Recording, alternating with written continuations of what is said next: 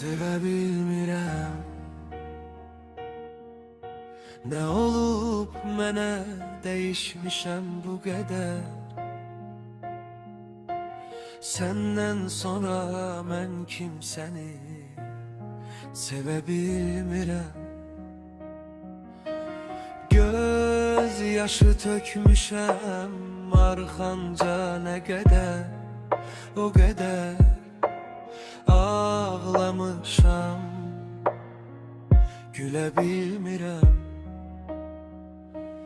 Ölmək istəsəm ölə bilmirəm.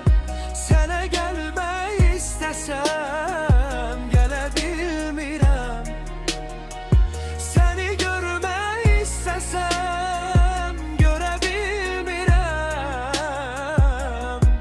Səni əbədi itirmişəm, bilirəm.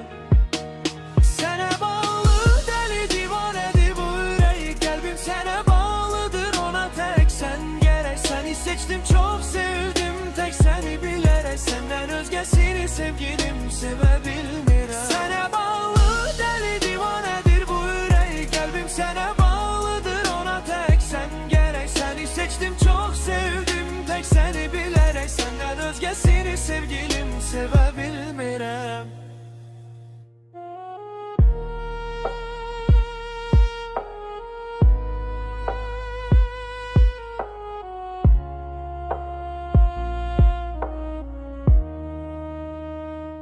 Ölmək istəsəm gələ bilmirəm.